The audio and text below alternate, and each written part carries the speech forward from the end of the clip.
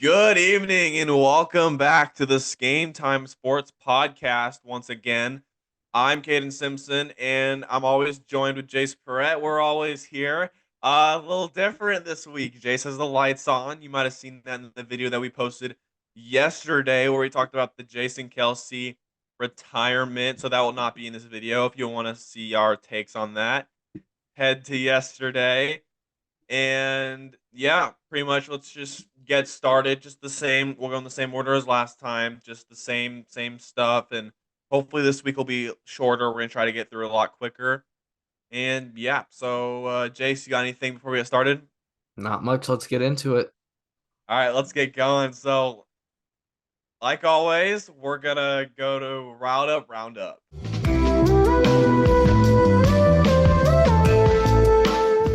All right, so for the roundup, we have a little bit of surprising result in the NBA. The Celtics dominated the Warriors by 52 points. Jace, tell us about that.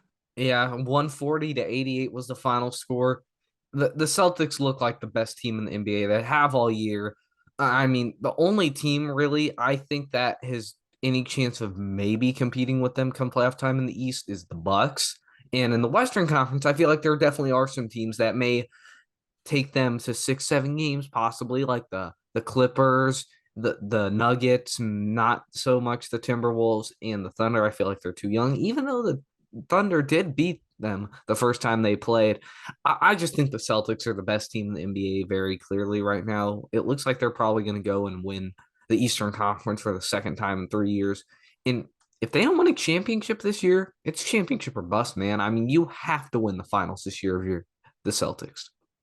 Yeah, I mean, I agree. That game was I watched that game, watched the highlights, and yeah, so with 6 minutes, so 6 minutes left in the first, it was 21-21. It was a close game, and Mm-hmm. then oh my God, the Celtics went Yeah. on a 14-0 run. The Warriors, they scored like two, three, and then another 14-point run, and they just ran away with it. Oh yeah. Jason Tatum, he was awesome. He scored 27 points. He was 4 for 5 from three, and then Jalen Brown, who really surprised me, he was really good from three as well. He was 5 for 10, so 50%, but still really good from three. Scored 29 points. So their stars did really good, and the difference from the Warriors side is their stars didn't really do anything. Steph Curry was 0 for 9 from three. That's that's just doesn't happen in basketball. No, it doesn't, especially when Steph Curry. Yeah, I mean Steph Curry's the best 3-point shooter we've ever had, and he's 0 for 9. So either Curry didn't have a good night, or the Celtics defense is just that good, and they put that much pressure on people, which could be the case. It's one of the two. But that's just I feel like the scoreboard was pretty surprising. But the fact that Yeah. Curry only had 4 points and he was 0 for 9 from three, that that's just impossible. That just seems like something impossible, and it just shows that you get your star players the ball, you give your star players a chance to do something with the ball, and you let your defense do its thing. They're gonna win, and I mean that win versus that team by that much is really, I mean, it's incredible. I mean, they most definitely easily could win it all. Oh yeah, they for sure could. I really don't see, even though I said maybe the Bucks have a chance, I don't see a team in the East right now other than them that has any shot of taking them to even like 6 games. I really just think unless the Bucks come in their way, they're just gonna roll right past the Eastern Conference. And even maybe even in the finals, this Celtics team is legitimately the best team we've seen in the last several years, even better than like the regular season 2022 Phoenix Suns, who were just dominant. They won 60 games. Obviously, they got killed by 500 points in the game 7 of the Western Conference semifinals by Luka and his Mavericks. But really, I do think this Celtics team is the best team in basketball, undisputed. I think they're probably going to win the chip. Yeah, I mean, it's so awesome because they got two star players on that team, which is great because when you have two players of that caliber, it's really good. It builds really good chemistry. It gives you an advantage versus other teams. that you have these Hmm. two guys, Jason Tatum, number 0, really good. Jalen Brown, number 7. Those guys both showed up, and hopefully they show up going into the rest of the season. Hopefully they'll Hmm. show up in the playoffs, and maybe we'll be discussing them getting a finals win here in a month or two, a couple months, and we'll talk about that when we get there. And that will bring us to the end of the roundup. That was our only topic, but it's okay. We're moving on. And you know what we're moving on to? What's cooking, what's hot, or what's cooking hot take of the week.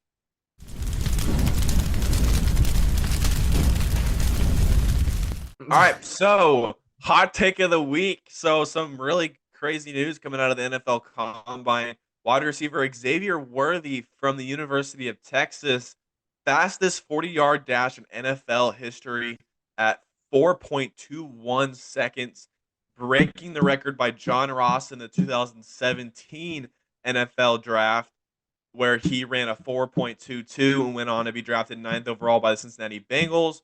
Jace, what do you like from Xavier Worthy, and where do you expect him to go here in the draft? Really, I like his speed a lot. I feel like he's a good route runner. His hands are solid too. But I'm gonna say this. He's getting a little bit overhyped. I think he's a good receiver. Maybe late second round, early third round would be a really nice pick. And I know some team like the Kansas City Chiefs or like someone like that will get really greedy and go in the first round and say, you know what, I'm gonna trade up or draft this guy who may just be all speed. You know, and here's 9 receivers that are. I think there's 9 receivers in this year's NFL draft that are better. Like I'd say 7 of them are certainly better. 2 of them are probably better. Marvin Harrison Jr., Romo Dunze, Malik Neighbors, Brian Thomas Jr., Keon Coleman, Troy Franklin, Aodani Mitchell, his teammate from Texas, Lad McConkey, Xavier Legetti, all 9 receivers that are way better than Xavier Worthy. Yeah, I agree. All those guys really, I guess you could say is better, but I really think that he's not going to go super high, but I think the Chiefs could get him at 32. Because the Chiefs offense rolls around speed receivers. Like when we saw that offense at its highest Mm-hmm. potential, they had all that speed Yeah. everywhere. I mean, they'll run right through you and Oh score yeah, touchdowns. definitely.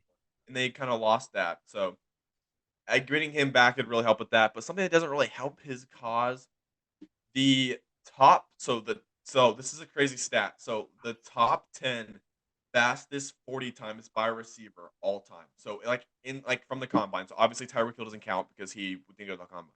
Yeah. But the top 10 fastest combine recorded combine 40s by a wide receiver never had a 1,000-yard season. Ever. None. Mm-hmm. Ever in the history of the NFL.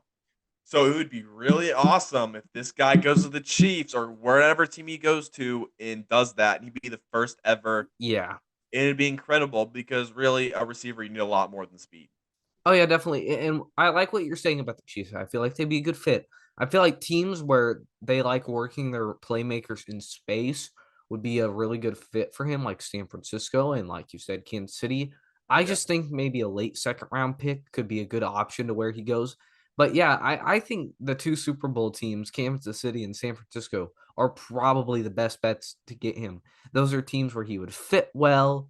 I mean, they need that position because I mean, hey, it looks like maybe Juwan Jennings going out in free agency, getting some big money somewhere after his big Super Bowl performance. And maybe they trade Brandon Ayuk. And I think these rumors are a little small right now. I don't think it's going to be anything too serious, but there has been a little bit of trade talk about Debo Samuel. He's going on to that third year of his contract, and maybe the 49ers are looking to get younger at the receiver position. Yeah, and they could definitely get a lot for those receivers, Oh, yeah, but they could. I'm not sure they would get rid of their entire receiving core in 1 year. I No, mean, they that won't. would that would that would be awful. Brock Purdy's like, I just took you guys to the Super Bowl. Now you're gonna sell all my toys, like Yeah. like he would not to be too happy about that. Although CMC is that entire offense, but um, yeah. So I just think that the Chiefs would be a good fit for him because all that speed. Who knows what Andy Reid could do with that speed? I mean, Yeah. obviously he had Tyreek Hill for all those years, but with All Xavier right. Worthy, But if you're a Chiefs fan, you're gonna want to hope that this is not another Sky Moore situation, because Sky Moore was a speedy wide receiver, and he came out of the draft and he is awful and probably won't be on the team next year. He is just he's quick, he's fast, but he's not very strong. He can't catch. He's not very good at catching. His He's not. route running is horrible. His route- He's one of the worst route runners I've ever seen. yeah, I've never seen someone be able to screw up a route that bad. He's like, yeah. it's It's so it's bad. Oh awful. my god.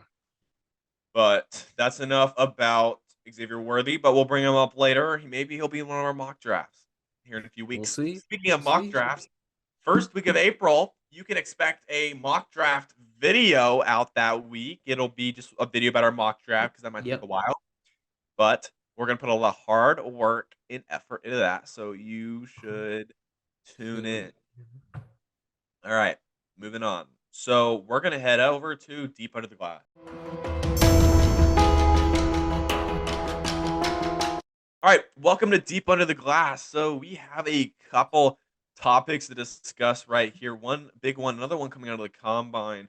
Caleb Williams drama. So there's a few things going around with him. I'm gonna let Jace break that down for you. Yeah, yeah. A lot of people have been saying he's acting like a diva kind of at media days and stuff throughout the combine. And really, he may be a little bit confident, but really just he he's not going to be a bust. I don't think.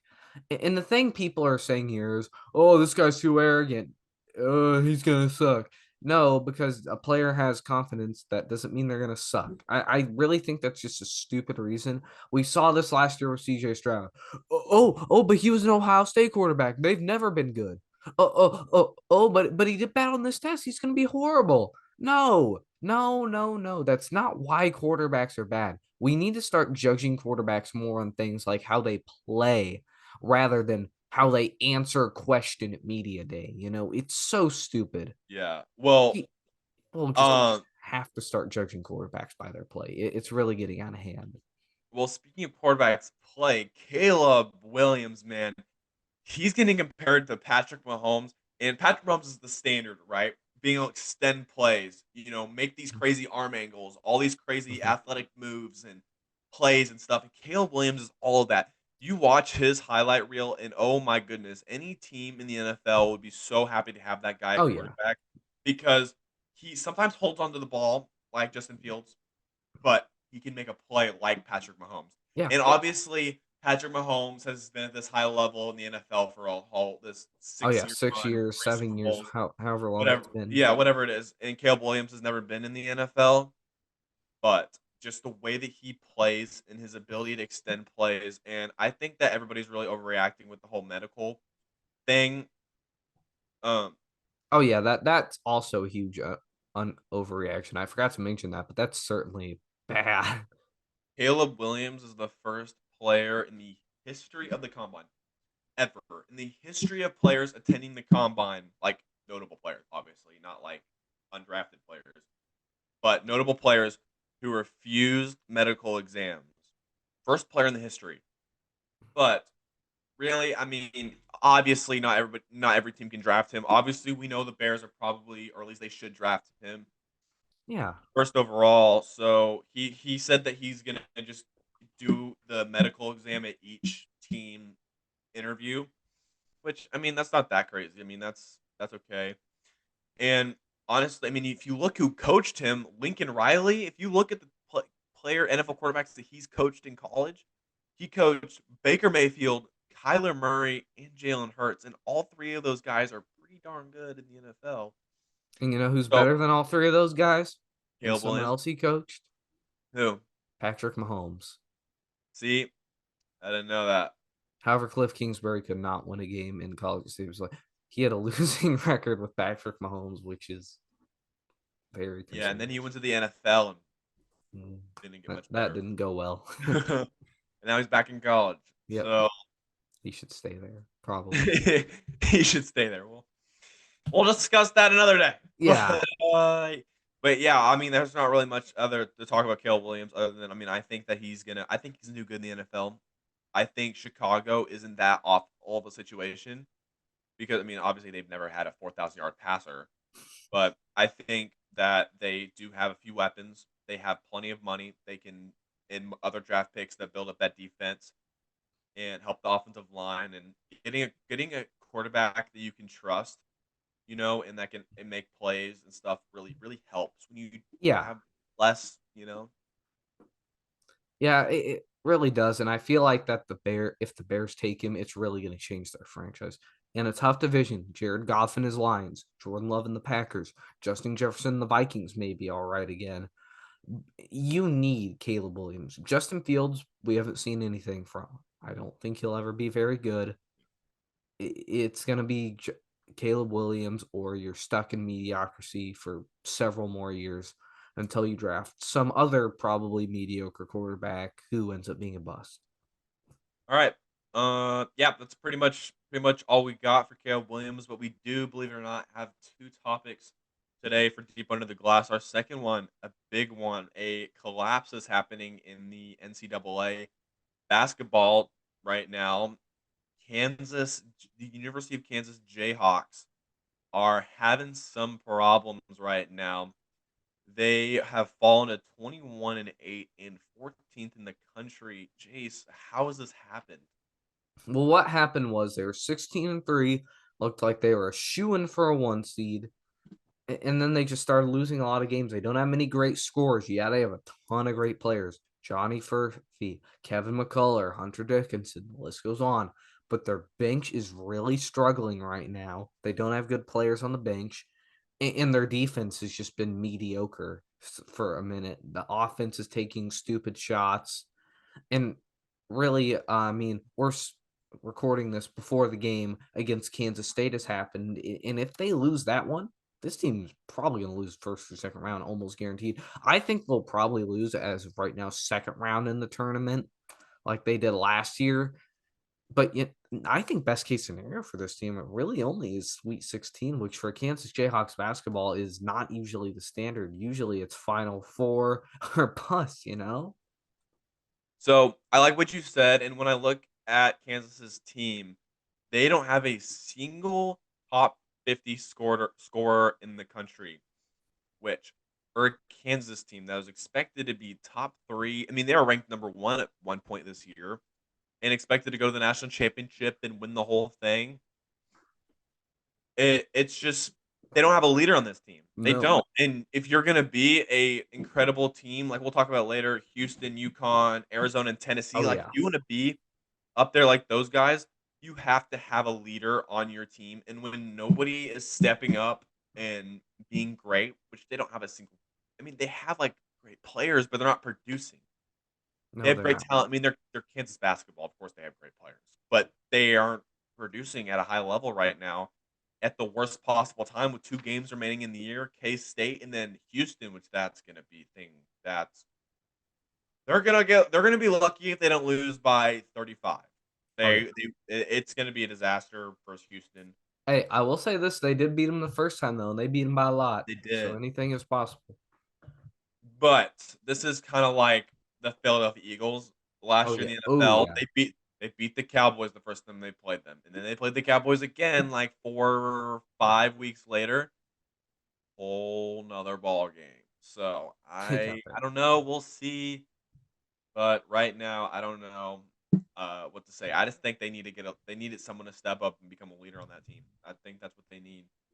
Really, it's really what you need. Yeah. Obviously, the Eagles didn't have a leader. They're when you're forcing your center to be the leader of your team and your head coach is a moron. It's really it's really difficult. But that's all I got on Kansas. You got anything else? Nope. I think that's about it. We got the whole gist on them. They're All really right. falling It apart. took a minute, but all right. Well, let's move on to knock knock. Who's there? What's hot?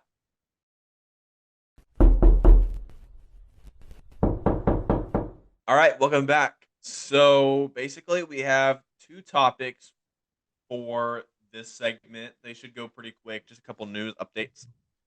First, Mike Evans. So he's going to sign back with the Buccaneers. So I think a couple weeks ago, he's not going to the Chiefs. He's not. No. going to wherever else he was going to go. He stays in Tampa Bay. What does this mean for the Bucks offense? They're trying to win another Super Bowl, and this time with Baker Mayfield. I mean, 2 years, 52 mil, great contract.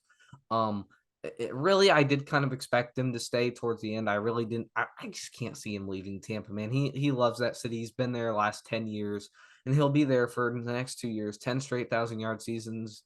I mean, what is there to say about him? He's Mike Evans. He's the most consistent receiver in the NFL. He's been Yeah. there. He's been great for 10 years now, and maybe he'll be great for the next 3 or 4 years still.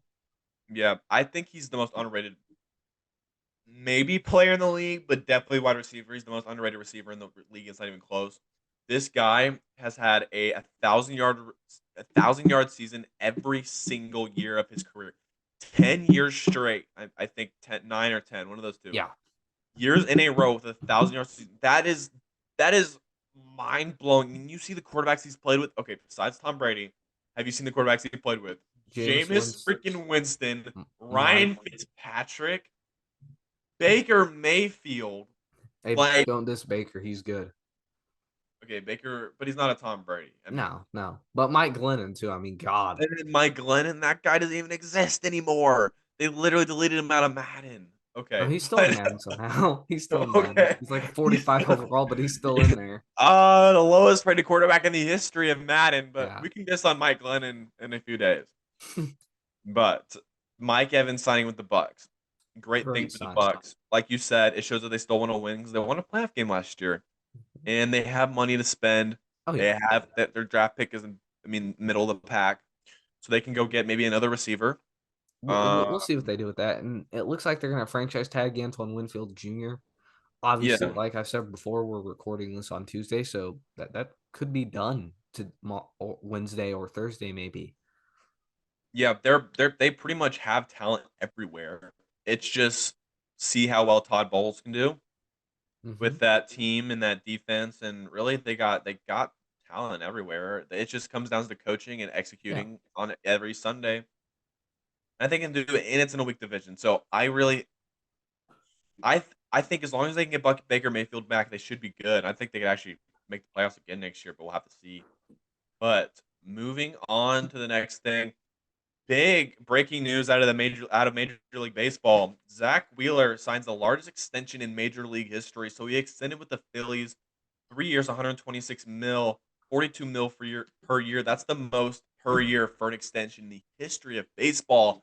How does this help out the Phillies who are trying to finally win that Super Bowl or World Series? Wrong sport. Well, the Phillies really have a great pitching system, and he's one of the key players. Probably the best pitcher they have. I mean, keeping this guy around is what's going to keep them in contention for the next several years. I mean, losing him, you could be an 85 win team. With him, they may be a 95, 100 win team. He's really just that good of a player. And I really feel like the Phillies are World Series contenders still. And with him staying around, they're definitely going to have a chance at the World Series this year. Yeah, obviously the last two seasons ended in heartbreak. Obviously, 2 seasons ago in 2022, they lost to the Houston Astros in the World Series in Game 6. I really, really thought they were going to win it. Came up short, and then the very next season, everybody thought they were going to make it, and they made it all the way to Game 7 versus the Diamondbacks, who I think they had the lead in that series, and then it just collapsed, Oh, and yeah. they lost that Game 7. Heartbreak for that team. They almost made it all the way back and lost again, which is really tough if you're a fan for them. But keeping Zach Wheeler is really big. Obviously, he's Yeah. your ace. He obviously you have Aaron Nola, who he's also really, really good as well. But having that 1-2 punch, because when it comes to playoff time, you want to have at least three solid starters. Because whenever you go to the postseason, you go down from 5 to 3 starters because Yeah. obviously you're playing less Yeah. games. Da da da da da. But just keeping that guy, and he's still got great stuff. Obviously, he had a great season last year, and one of the big reasons they had so much success. And if he steps up and the Phillies really have a good start this year, which they're known to having slow Oh, starts, yeah. they have a good start this year. I mean, they could maybe win their division, but I don't. We'll That's a see. stretch because the Braves have a super team. But we could discuss that another day. All right, so let's move on to our final segment around the corner. All right, and we have made it around the corner. So let's talk about. We got a few topics right now. Two topics. First one, we're going to talk about college basketball tournament approaching. Some big things going there. Jace, what's going on?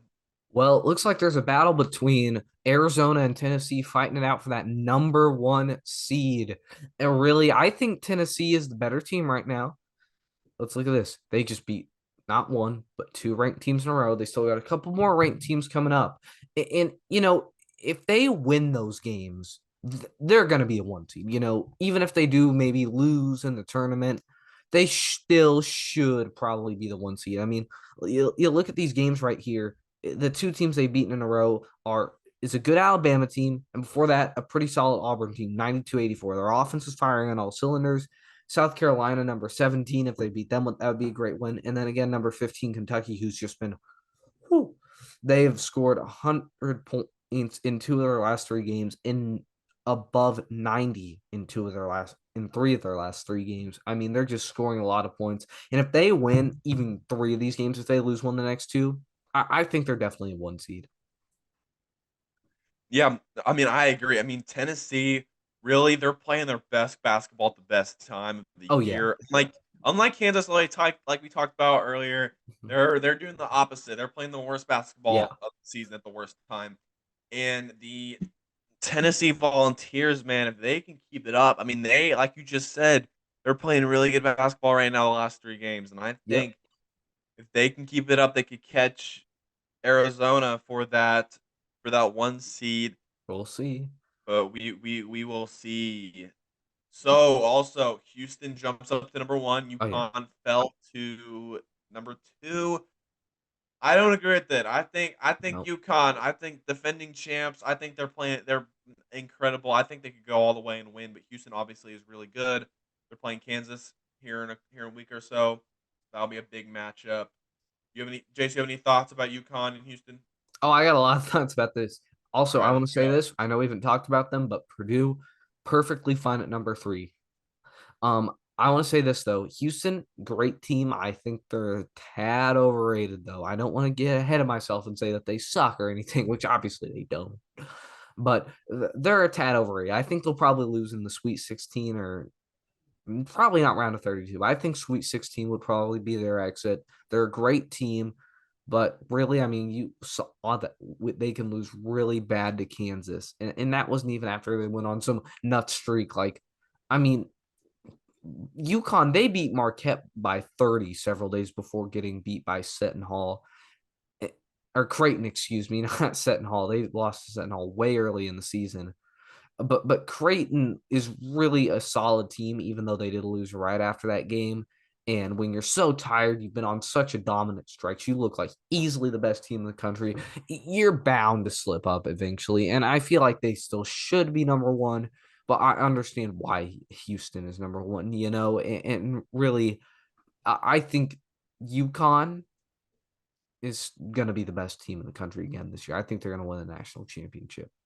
Yeah, I mean, yeah, I agree. Especially I mean, they had that bad loss to Creighton, but Yeah. it's a long season, right? They're gonna have bad Oh, losses. yeah, definitely. Major League Base art, that's a bad example. NFL football, we see bad losses all the time. Obviously, the Chiefs had a lot of them, and they won the Super Bowl. Yeah, Niners So had I a mean, few bad losses too.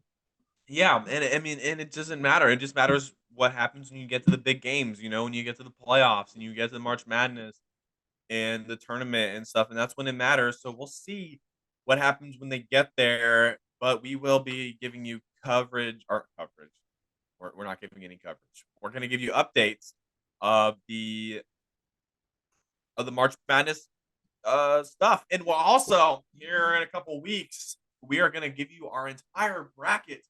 So please stay tuned for our entire March Madness bracket here very soon in a few weeks. So, got any college other college basketball news, Jace?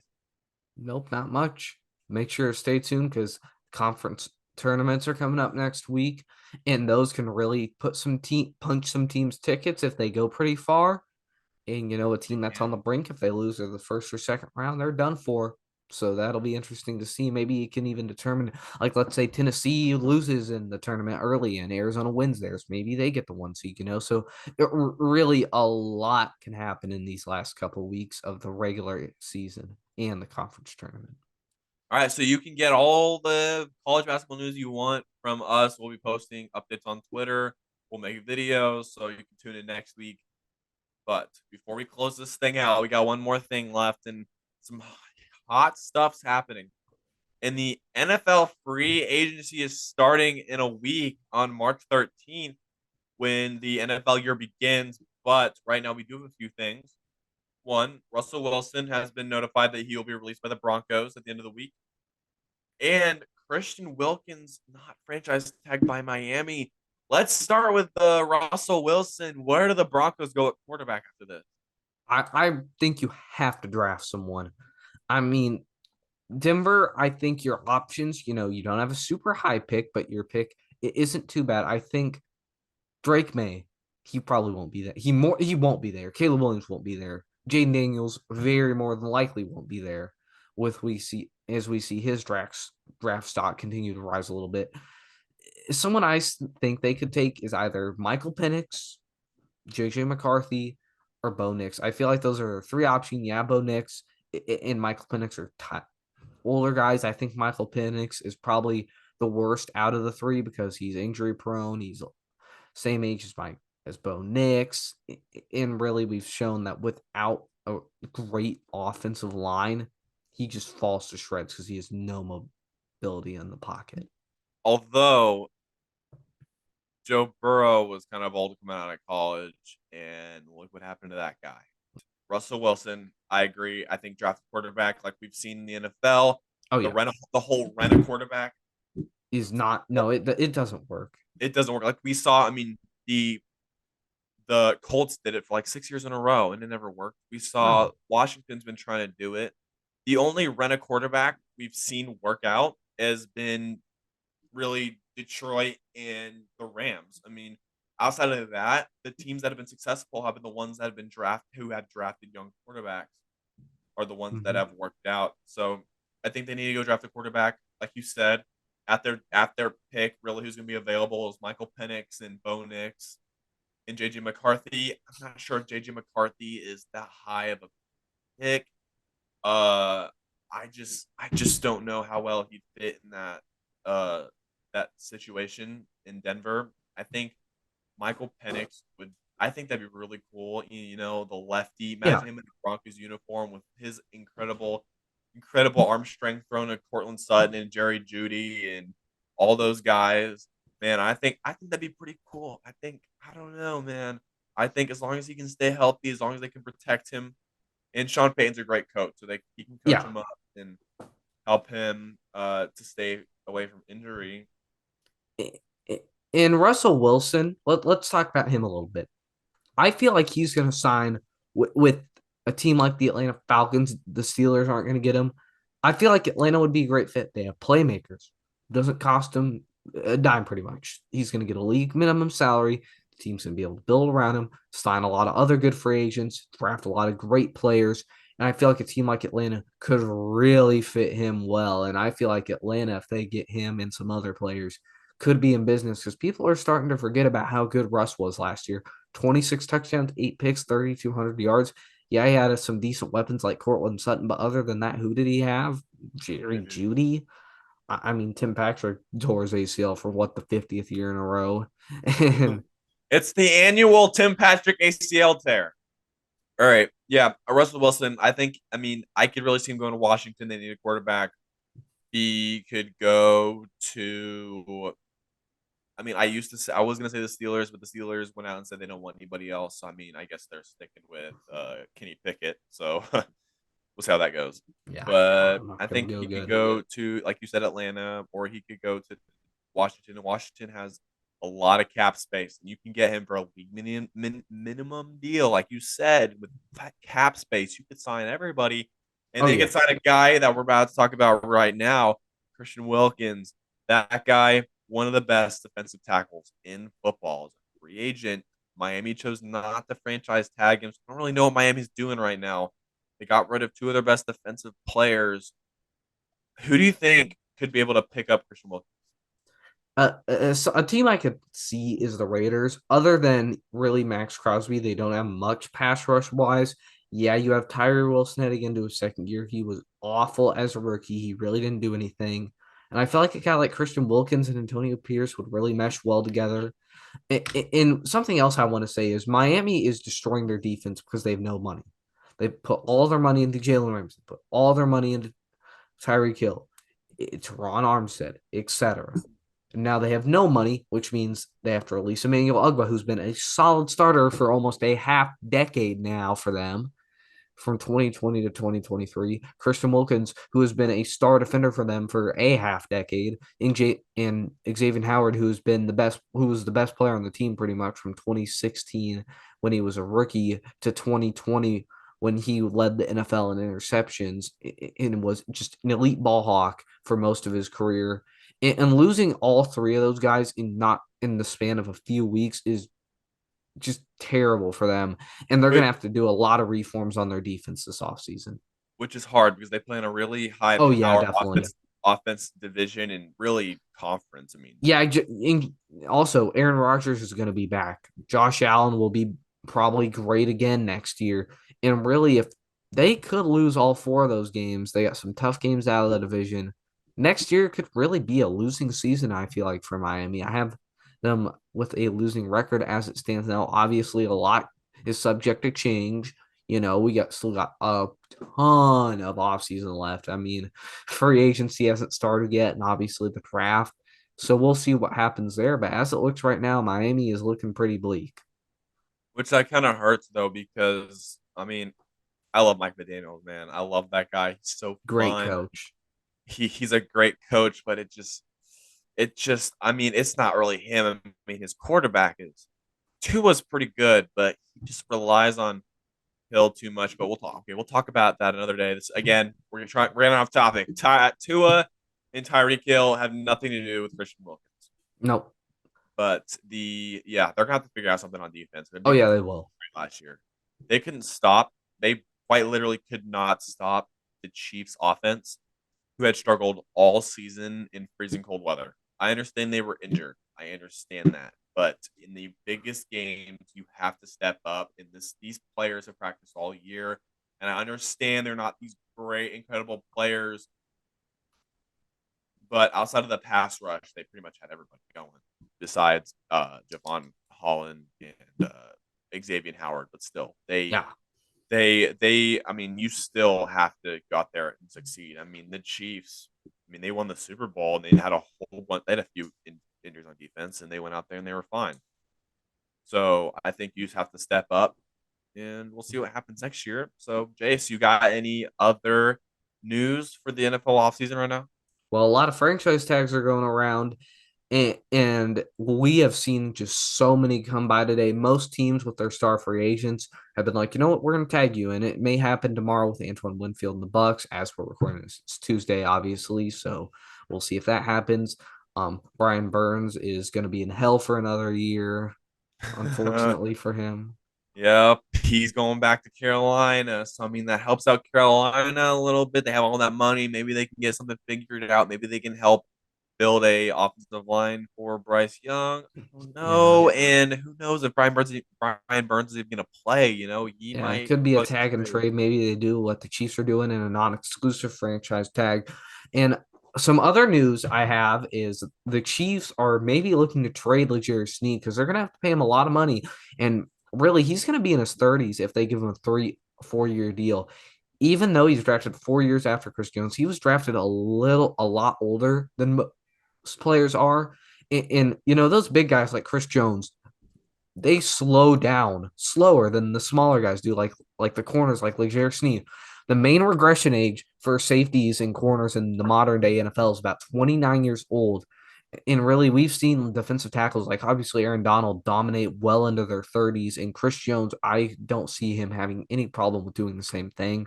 So if you're Kansas City and you can't keep both of them, get rid of Snead. I feel like that's the better option. And teams like Detroit are looking to get him. I feel like he would be a really great fit there. Their defense, Their passing defense was terrible last year. And if they had a good passing defense, that team probably goes on to win the Super Bowl, which is crazy thinking of saying which is crazy saying that about the Detroit Lions, but it's true. I mean, their pass Well, defense was really bad. this is the first time the Lions haven't had a top 10 draft pick in like it's been a minute. Hmm. It's been a while. I could be very wrong about this, but I think it might have been like 2016 when they went to the playoffs. Maybe I'm not sure, but it's been a while without them having It's a been a top 10 minute. draft pick. So they are, if they can get Snead, that'll really help out that secondary that they need because they are not high in the draft where they can pick the best defensive secondary player in college football. So they can Definitely, yeah, they can definitely try and trade for him. And I feel like a trade with maybe a second round pick and maybe a couple of other picks in exchange would work. yeah, and if you're the Chiefs, you want to keep Chris Jones instead of Yep. Snead. You have Oh McDuffie in yeah, the back. definitely. You still have McDuffie on the back end. You still have a bunch of great talent on the back end. Chris Jones is just You that know, you guy draft who well in the secondary too. yeah, and you can honestly say Chris Jones is why they won the Super Bowl. That play, that 3rd and 4 in overtime, Chris Jones got right through the line, forced the error throw. It's incredible. Yeah, So without Chris Jones, the Chiefs aren't back to back champs. They wouldn't have beaten the Bengals last year without him, and they wouldn't have beaten the 49ers or really the Ravens this year without him either. I mean, he's just such a dominant force that always comes up big in the playoff games. And yeah, Jerry Sneed was incredible in the Super Bowl and all of postseason. But really, I think Jones is the answer to keep. I agree. Anything else you got for us today? Nope, that should be it. All right, so that'll bring us to the end of week 3 of our podcast today. Thank you all for tuning in. I am Caden Simpson, and always that is Jay's. Believe it or not, the lights were on today, and the lights will be on next week and in weeks in the future. Our our social medias are on the screen. They've been on the screen the whole time, and you can also follow Game Time Sports Podcast on Instagram, TikTok, and X/Twitter. So you can get any updates, see any videos that we post, and you can always rewatch any of our videos at any given time. Thank you guys for checking us out, and we will catch you next time. See you later.